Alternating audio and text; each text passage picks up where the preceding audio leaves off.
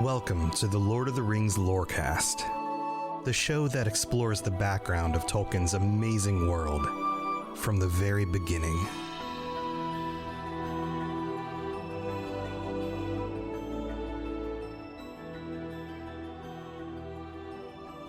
On the table, in the light of a big lamp with a red shade, he spread a piece of parchment, rather like a map. Welcome back, everybody. We are almost to the end of the first chapter of The Hobbit, and I know it's been taking a while, but we're having a fun time going through all the little details, and maybe we'll get to the end this week. We're going to have to see where we go, but we are at the point of this chapter where they finally reveal the map. The plan seems to come together, at least in the mind of Bilbo, and we're going to take a look at all the little details that you might not have noticed when you read through this on your own. So let's get into it.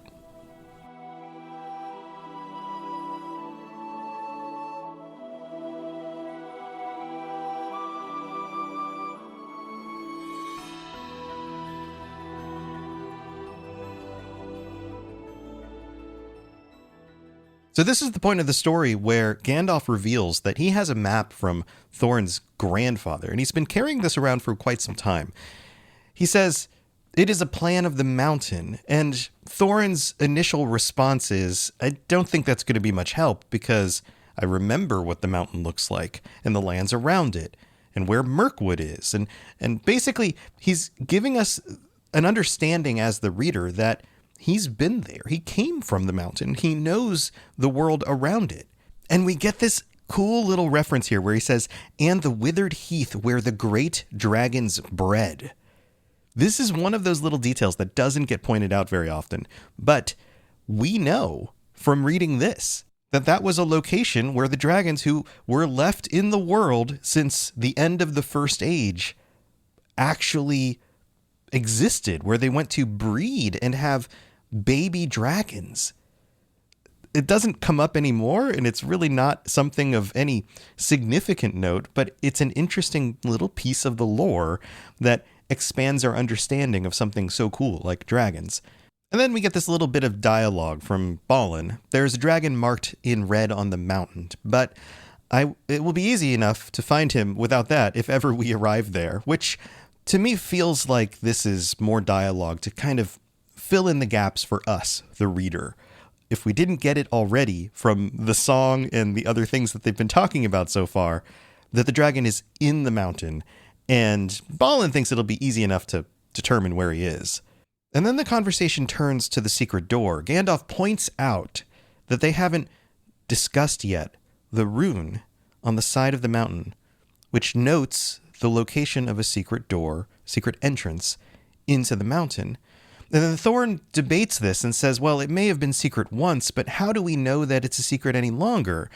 And again, this is kind of that background detail. Smaug has lived in there long enough to basically find anything.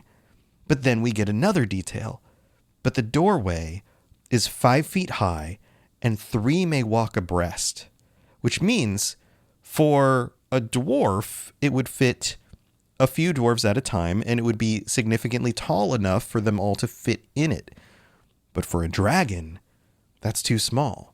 In fact, he may have not noted it at all, amidst all the other complexities of this dwelling and, of course, the hoard of treasure, which he is much more focused on. And then we get this fun line about how he's probably much bigger now, not after devouring so many of the dwarves and men of Dale. Like, he wouldn't be small enough after that. And this is kind of dark, maybe dark, subtly humorous, but it does give us some other insight. First of all, that the men of Dale stood with the dwarves, or at least were victims in the attack of the dragon in that region. We also seem to learn something else about dragons. The fact that they get bigger the more they eat, even later in life. Unless this was just kind of a joke. But if this is literally true, then that's also very interesting. Dragons may not have a size limit, and Calagon the Black would be an example of a very, very massive dragon that might confirm this idea.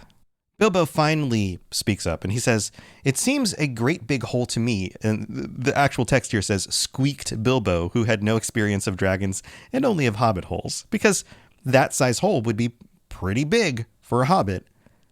And then we learn something else. He was getting excited and interested again, so that he forgot to keep his mouth shut. He loved maps. This is the Took side, again sneaking out. And we also get some other details about his hobbit hole and what he decorates it with. It says, "In his hall there hung a large one of the county round with all his favorite walks marked on it in red ink. He keeps maps in his own home." He's somebody who does enjoy a little bit of adventure, going on these walks, noting where he went on the maps. "How could such a large door be kept secret from everybody outside, apart from the dragon?" he asked. And then Gandalf, of course, responds in a lot of ways. And then they talk about exactly how you would hide a door like that. It's made to look exactly like the side of the mountain. That's what Gandalf says. And then Thorin confirms that. Yeah, that's quite right. Also, we find something else out. Gandalf not only had this map with him, but a key. He says, "I forgot to mention that the map went with a key, a small and curious key. Here it is." And he hands it to Thorin. And we're given a description here, which I think is also interesting. It has a long barrel, which means it's a fairly long key. The barrel is the main portion of the key. And it has intricate wards on it. And it's made of silver. I think this shows that this is a type of dwarven magic. The fact that it's made out of silver instead of something like iron means that that silver was chosen for its magical properties, not because it's going to be hard and hard to break, will last a long time. And it also has wards on it, much like we'll see in other locations where you have dwarven or elven wards or language or something written on something that's supposed to be magical. And immediately after this, we learn something else. Thorin takes it. He says, Gandalf says, "Keep it safe." And he says, "Indeed, I will." And he fastens it upon a fine chain that hung about his neck and under his jacket. This is similar to the way we see the ring held in the future by Frodo. The idea being that if you can attach it to a chain and wear it around your neck, you'll always know where it is. It's right there. It's harder to lose because it can't just fall out of a pocket. And then for the first time, we get some debate about how to get to the mountain, where to go. Thorin talks about going east and traveling to the long lake, but then what to do after that. He says, after that, the trouble would begin. A long time before that, if I know anything about the roads east, interrupts Gandalf, which gives us even more of an understanding, not only of the difficulty in the dwarves being able to concoct a plan. They have to somehow get a dragon out of their home, but also the dangers of the world. Gandalf is confirming right here. It's a little bit of foreshadowing that the party is going to come across some other dangers, but that the world itself, as they travel to the east, becomes more wild and dangerous. They mention going up the river running, going to the old ruins of the town of Dale. These are all things that, of course, we will learn more about later in the adventure, so they're kind of planting the seeds right here. And then we learn something very interesting about the river. The river runs right out of it, right out of the mountain, through the great cliff at the south of the mountain, and out of it comes the dragon too, far too often, unless he has changed his habits. And again, we're getting insight about the dwarves and their understanding not only of this location, but how the dragon actually works. As if they stuck around long enough to notice that the dragon would come in and out of the mountain from this location, and of course make it very difficult for them to try to take back their home. So they would need something to do that. So what do you use to take back your home from a dragon? Well, Gandalf has an answer. He says, that would be no good. Not without a mighty warrior, even a hero. I tried to find one, but warriors are busy fighting one another in distant lands, and in this neighborhood, heroes are scarce, or simply not to be found. Swords in these parts are mostly blunt, and axes are used for trees, and shields as cradles or dish covers, and dragons are comfortably far off. and therefore legendary. That is why I settled on burglary, especially when I remember the existence of a side door. And here is our little Bilbo Baggins, the burglar, the chosen and selected burglar. So now let's get on and make some plans. Gandalf sums up things for us right here. Basically, he answers some questions that we, as I guess you could say young readers of this, would probably have. Well, we've heard of dragon stories before. You need a hero. You need a warrior, somebody who can fight the dragon, like a gallant knight. But Gandalf answers that. He says, we don't have those around these parts. Which makes me wonder which heroes would be capable of fighting a dragon that we would have in other parts. And my guess is very few people. So he decides to give us this description about what happens to swords and axes and shields, which is kind of humorous, but it also makes his point. And then confirms for us the reason why Bilbo is involved. He's still trying to sell the idea to Thorin. Thorin says, very well then, suppose this burglar expert gives us some ideas or suggestions. And then he turns with mock politeness to Bilbo. And notice, not only the mock politeness, but he also tacks on expert after burglar, as if to hit home the point that even if he is a burglar, is he really an expert? Bilbo's put on the spot, and he has to kind of speak up for the first time. And remember, he's still feeling determined to show that he can do it. Like, this Tookish side of him is still kind of peeking out. He says, I mean about the gold and the dragons and all that, and how it got there and who it belongs to and so on and further. He's asking questions. He wants to know more about what's actually going on here. And really, it seems like he's buying time. Bless me, said Thorin. Haven't you got a map? And didn't you hear our song? And haven't you been talking about all this for hours? Like, wait a minute. What have we even been talking about? Have you been paying attention?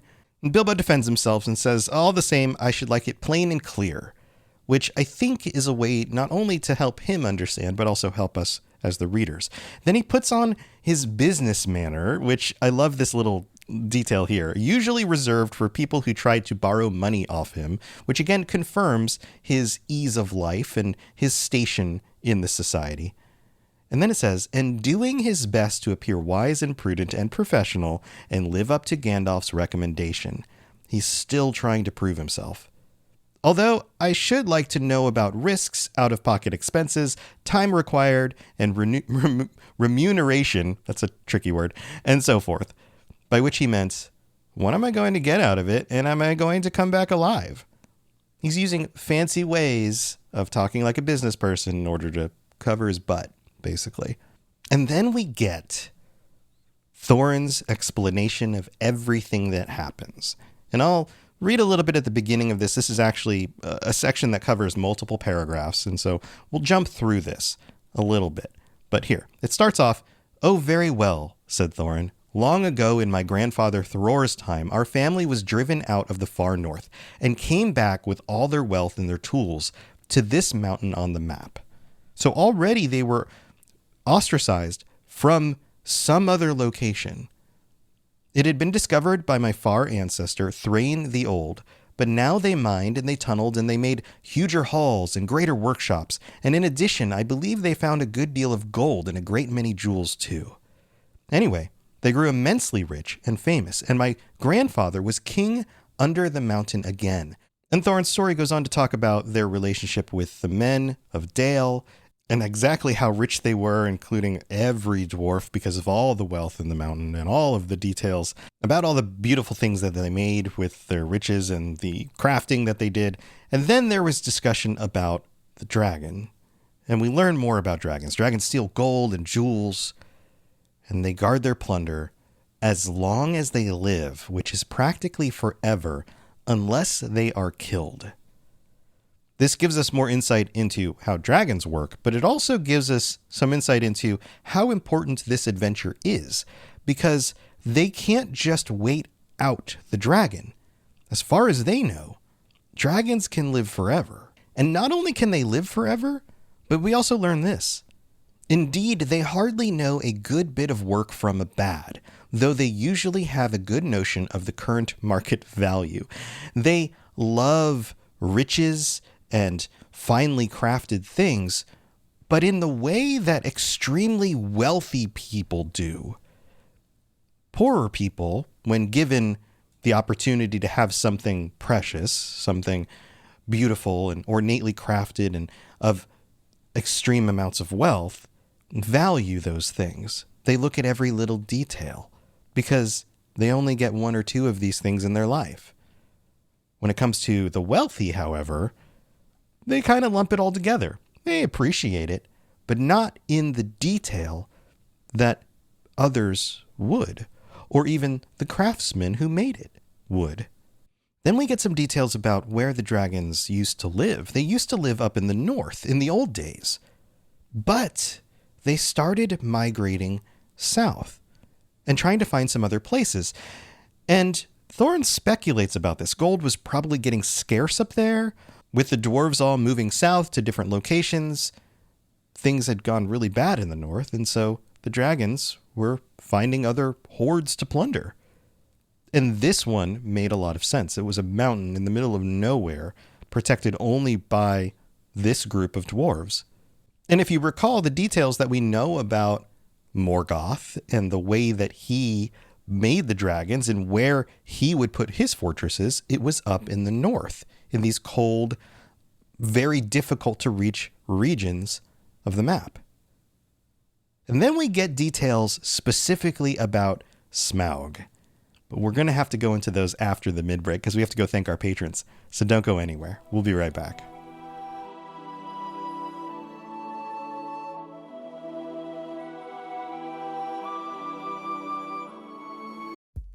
It's time for that spring reset. I'm taking a look at everything in my closet and figuring out that, oh no, this absolutely needs to go. And it's about time I replace things so that my clothes aren't older than my 15-year-old. Now you might think that they lasted that long because they were well made, but no, they're in terrible condition. Unlike the new jeans I just got from Quince. Jeans have always been my personal go-to because you can kind of wear them for lots of different things, but maybe they're not your thing. Maybe you're looking for, 100% European linen with insanely soft flow knit activewear fabric. It's definitely getting warmer, and their flow knit activewear is moisture wicking, anti-odor, and soft enough that you'll actually want to wear it every day.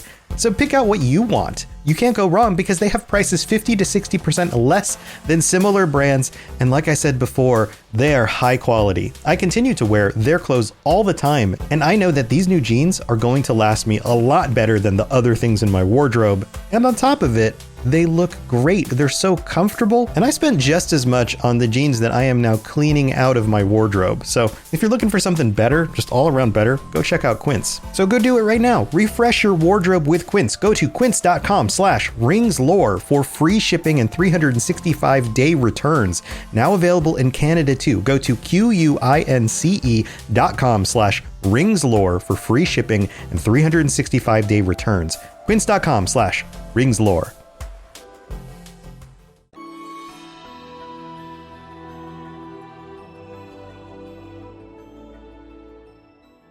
All right, welcome to the middle of the show. This is where we get to thank our patrons, welcome our new patrons, including Matt and Time for Tea, and shout out our VIP patrons, which I'll do in just a second. But if you would like to get access to bonus episodes every week and all sorts of other fun stuff, including t-shirts and stickers, and we'll have some new t-shirts and stickers up in just a month or so, head over to patreon.com/LOTR Lorecast to check out everything you can get. And thank you to everybody who supports this show. We also have to shout out our VIP patrons, so let's get through the list. AK Music Lover, Apollo, Aragorn III, Alte Morton, Austin C, Azzle Razzle, Barney D, Bo, Black Squirrel, Brandy D, Cutter Metalworks, Daniel Nightweaver, David S, David M, Divine Madman, Fulcrum, Gimli a Break, Gemma D, Jesse P, Jezer, Katie S, Capenna, Lori B, Mason Weathertop, Nick K, Nostrils of Sauron, Richard J, Rivqua, Rosie Rose, Sam B, Seju, TJ T, and Tour Son of Hur. Thank you so much for all of your support. Wow, we got through it all. Also, if you want to help out the show in other ways, then please leave a 5-star review on Apple Podcasts. Let me know what you like about the show and let other people know why they should tune in. And we don't have any new ones this week, but I'll read them out on a future episode of the show, which means if you decide to go leave a review there, I'll probably read it out next week. Thank you all for the support. Thank you all for being here.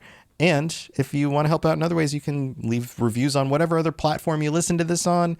You can share it with your friends and all that stuff. All right. We've got more Smaug to talk about, so this will be fun. Here we go.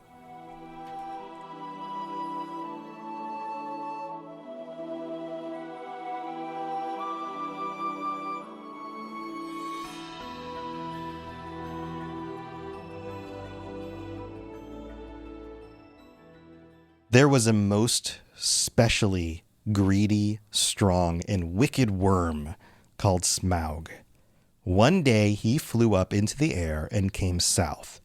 The first we heard of it was a noise like a hurricane coming from the north, and the pine trees and the mountain creaking and cracking in the wind. Pause there for a moment. The mountain creaking and cracking in the wind. Dwarves would understand what the earth sounds like when great pressures are moving things around, because they live deep in the earth. Smaug was powerful enough on his approach to make the mountain creak and crack. Some of the dwarves who happened to be outside, I was one luckily, a fine adventurous lad in those days, always wandering about, and it saved my life that day. Well, from a good way off, we saw the dragon settle on our mountain in a spout of flame. Then he came down the slopes, and when he reached the woods, they all went up in fire. Smaug didn't just approach this mountain and check it out. He knew where he was going, and he came in force. He came to burn down anything that would stand in his way. By that time, all the bells were ringing in Dale, and the warriors were arming. The dwarves rushed out of their great gate, but there was the dragon waiting for them. None escaped that way. The river rushed up in steam, and a fog fell on Dale. And in the fog, the dragon came on them and destroyed most of their warriors. The usual unhappy story. It was only too common in those days. All right, let's pause there, because this is some dark business. All of a sudden, this children's story has taken a very, very dark turn. This dragon is murdering everybody. And not only was this a terrible situation, but it seems like things like this had happened fairly regularly. It was only too common in those days. He eventually gets in and, of course, takes over the mountain. We learn that he uses the gold as a bed. We learn that he would crawl out and go to Dale and carry away people. Now, he didn't just attack the city. He would pick on maidens. This feels like one of those antiquated beliefs about maidens being special for certain types of reasons and being targeted by terrible men. And I guess that includes dragons. Now, Smaug just wanted to eat them, but I guess that means they taste better? I don't know how that works. And then Thorin goes and explains exactly how he gets away. He was, of course, as he described just a minute ago, he was outside when the dragon attacked.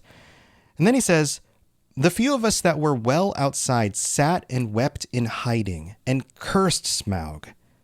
Remember, Smaug killed everybody. When he got inside the mountain, he routed the entire thing. The vast majority of the dwarves did not survive.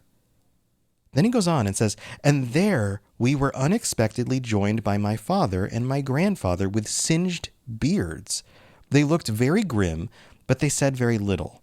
When I asked how they got away, they told me to hold my tongue and said that one day in the proper time I should know." This is a clear sign that they used the secret passage that Thorin is learning about now.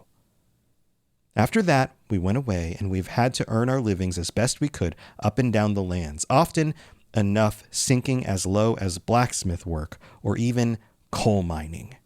This is something that Tolkien would have been familiar with, especially after the events of World War I.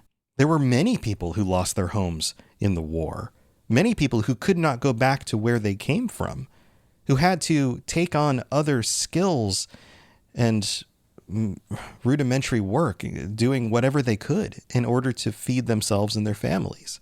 This story would have resonated with a lot of people, including a lot of people who made their way to the United States to start new lives for them and their families. I'm the descendant on my mother's side of immigrants. I mean, technically, the vast majority of us are. Like, it's joked that my dad's side of the family came over on the Mayflower, that kind of thing. But on my mom's side of the family, my grandfather was born at the beginning of the century. And he left his home and traveled the world at a very young age and eventually made his way to the United States. My grandmother was already second generation American, but her parents had to go through something very similar. This is something a lot of people would have understood. So the conversation continues and they discuss the secret side door. And the question becomes, how did Gandalf get a hold of this map and the key? What's going on with that? Gandalf responds, I did not get a hold of it. I was given it. Your grandfather Thror was killed, you remember, in the mines of Moria by Azog the Goblin. This is the reference that they used in order to build out that entire character for the Hobbit movies and make him much bigger than he would have been otherwise. Curse his name, yes, said Thorin. And Thrain, your father, went away on the 21st of April, 100 years ago, last Thursday. This, of course, comes across to me as kind of humorous, but it's also very specific, and it seems like the kind of thing that Gandalf would remember, and has never been seen by you since. True, true, said Thorin. Well, your father gave me this to give to you, and if I have chosen my own time and way of handling it over, you can hardly blame me, considering the trouble I had to find you. Gandalf's defending himself, basically saying, like, listen, I know these are your things. I've always been planning to give them to you, and if I took some time to do it, please don't fault me on that. Here you go. And we get some more backstory. We find out that Thorin's father went off on an adventure and did not come back. He ends up a prisoner in the dungeons of the Necromancer, which we eventually, of course, learn is Sauron. And then we get the story about how Gandalf came across this information. He says, never you mind, I was finding things out as usual, and a nasty, dangerous business it was. Even I, Gandalf, only just escaped. I tried to save your father, but it was too late. Gandalf was already investigating what was going on with the Necromancer. He already had suspicions about who the Necromancer might actually be, and then realized that it was much more dangerous than he had anticipated. And at the mention of the Necromancer, Thorin responds, we have long ago paid the goblins of Moria, which I think means we have fought them in battle since then. But we must give a thought to the Necromancer. And then Gandalf responds, don't be absurd. He is an enemy far beyond the powers of all the dwarves put together. At this point, Gandalf knows that there's something much darker going on with who this Necromancer is, and is very, very firm in directing the dwarves away from him. He very clearly wants them to tackle the adventure with the mountain in order to get rid of a dragon, because that's something that they might be capable of doing. The Necromancer, that's completely off the list. He says, the dragon and the mountain are more than big enough tasks for you. Hear, hear, said Bilbo, who said it too loud, which again shows that the adventure side of him is kind of coming out. And this humor situation happens. Hear what? They all said, turning around towards him. We finally get a break in all of this dark talk with some more humor. Then we get this moment. Well, I should say that you ought to go east and have a look around. After all, there is the side door, and dragons must sleep sometimes, I suppose. If you sit on the doorstep long enough, I dare say you will think of something. This is Bilbo, again, defending himself as being somebody who can do what he's supposed to do and come up with ideas. And of course, this is a very generic idea, but it seems like it was good enough for the dwarves at this moment. They decide they're going to go to bed. There's the whole situation with them assuming he's going to make breakfast for them. And of course, he feels a little bit miffed about that. He even slips up and says, before you go. Thorin calls him out and says, before we go, I suppose you mean. Aren't you the burglar? And isn't sitting on the doorstep your job? Not to speak of getting inside the door?